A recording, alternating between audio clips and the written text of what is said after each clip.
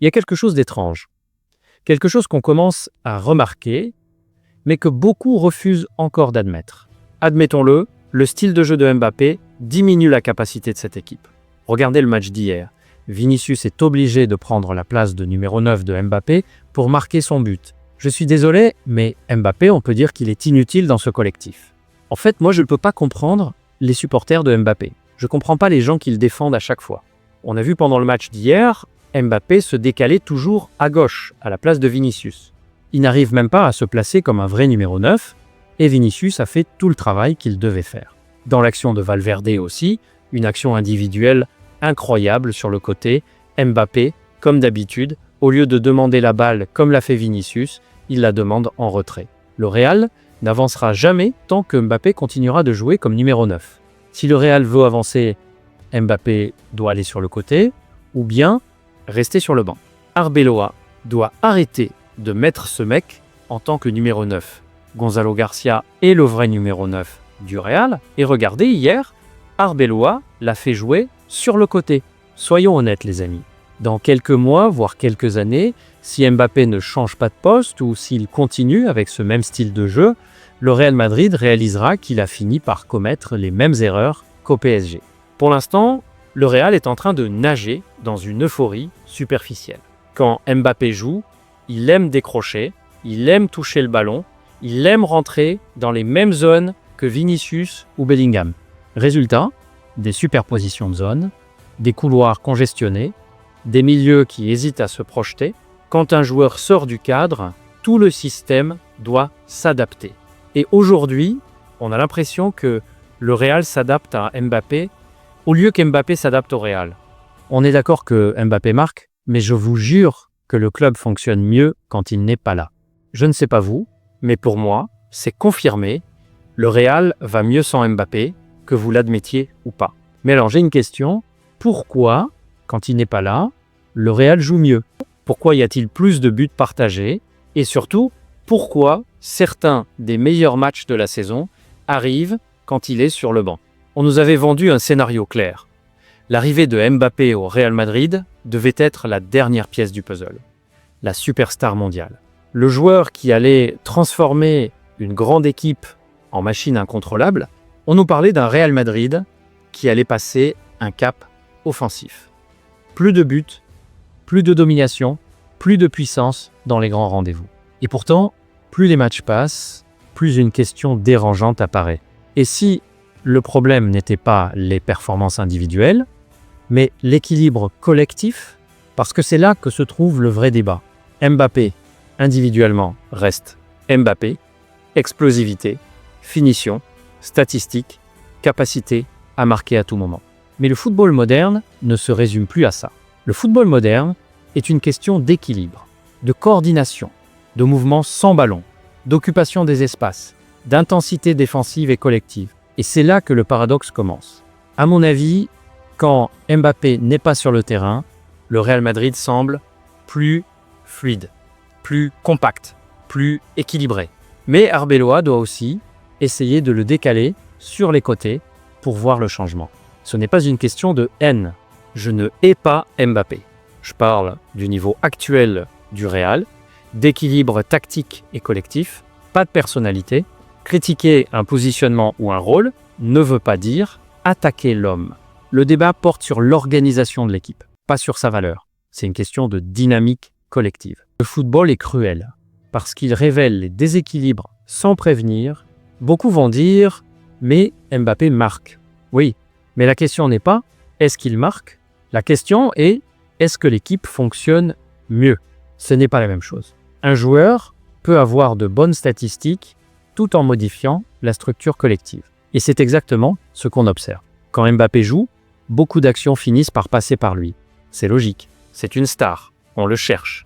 Mais cette centralisation change la circulation, elle change les automatismes, elle modifie les zones d'occupation et parfois, elle bloque certaines projections. On parle souvent du pressing, mais le sans-ballon ne se limite pas au pressing. Le sans-ballon, c'est les appels pour libérer un espace, les courses pour fixer un défenseur, c'est là que la différence est flagrante. Quand un numéro 9 classique joue, il accepte de rester dans sa zone. Il attire les centraux, il libère des espaces pour les milieux. Ce ne sont pas des détails, ce sont des micro-déséquilibres. Et à très haut niveau, ces détails changent tout. Le Real Madrid n'est pas construit comme le PSG. C'est un club historiquement structuré autour de l'équilibre, de la transition rapide, de la solidité défensive, de l'efficacité. C'est pas une équipe conçue pour être centrée sur un joueur. Quand Mbappé arrive, il apporte un statut, mais il impose aussi une adaptation. Et cette adaptation est coûteuse, pas financièrement, mais tactiquement et collectivement. Regardez les matchs où il est absent. Vous observez, plus de courses défensives coordonnées, plus de pressing synchronisé, plus de projection des latéraux, une meilleure occupation de la surface. C'est pas spectaculaire, mais c'est cohérent. Et le football récompense souvent la cohérence plus que le talent brut.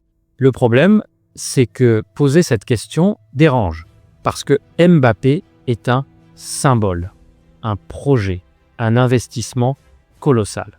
Admettre que l'équipe peut être plus équilibrée sans lui, c'est presque tabou.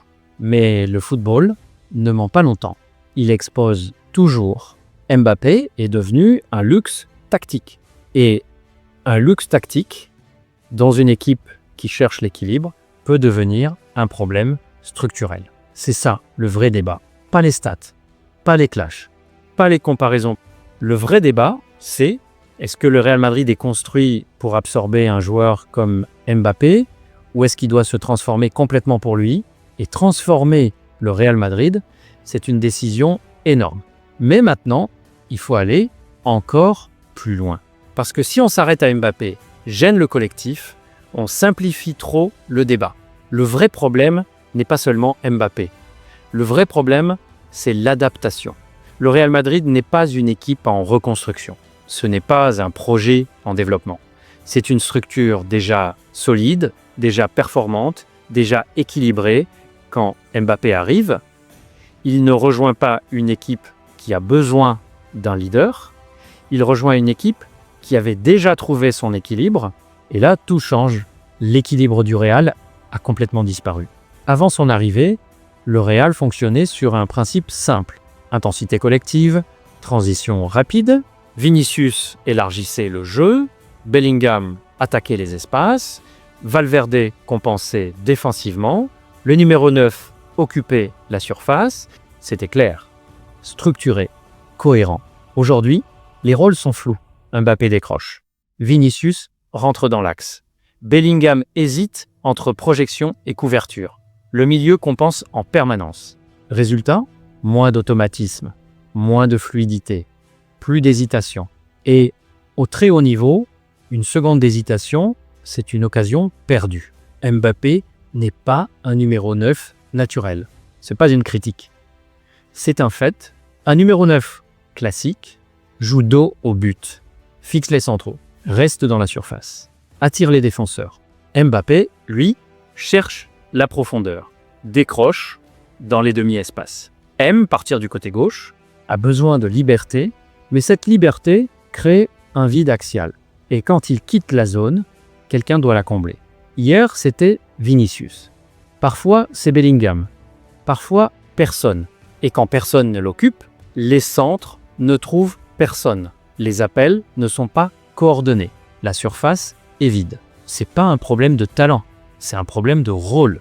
Il y a une chose qu'on ne veut pas dire, le Real Madrid a peut-être recruté le meilleur joueur possible. Mais pas forcément le joueur dont l'équipe avait besoin. C'est ça le paradoxe. Tu peux avoir une superstar mondiale et déséquilibrer un collectif. Le football moderne est devenu chirurgical. Chaque rôle est précis, chaque mouvement est calibré. Quand un joueur sort du cadre, tout le système doit s'adapter. Et aujourd'hui, on a l'impression que le Real s'adapte à Mbappé. Au lieu qu'Mbappé s'adapte au Real, et ça change tout, regardez objectivement. Les matchs où il est absent, le pressing est plus compact. Les latéraux montent plus librement. Les milieux se projettent davantage. Les buts sont plus répartis. C'est pas spectaculaire. Mais c'est structuré. L'équipe respire mieux. Ce n'est pas une question de niveau individuel. c'est une question d'équilibre collectif. Mais attention, ça ne veut pas dire Mbappé est mauvais. Non, sa qualité ne disparaît pas. Mais peut être que son positionnement actuel n'est pas le bon. Il doit revenir sur le côté gauche. Le Real doit repenser son animation offensive. Il faut accepter une rotation plus forte. Mais continuer comme ça, c'est créer un déséquilibre permanent. À un moment donné, le club devra choisir 2 options. Soit construire totalement autour de Mbappé, ou bien revenir à un modèle collectif fort. Construire autour de lui signifie modifier l'animation offensive, adapter les profils du milieu, accepter une dépendance plus forte. Revenir au modèle collectif signifie redéfinir son rôle, lui demander plus de discipline tactique. Peut être accepté qu'il ne soit pas toujours au centre du jeu, et ça, c'est un choix stratégique énorme. Le débat ne doit pas être émotionnel. Il ne doit pas être basé sur la haine ou l'adoration, il doit être tactique. La vraie question est simple.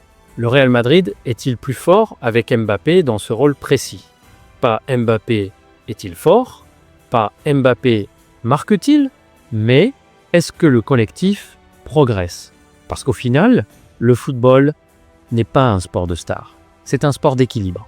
Et parfois, le plus grand talent du monde peut involontairement déséquilibrer une machine déjà bien réglée. Mbappé est une superstar.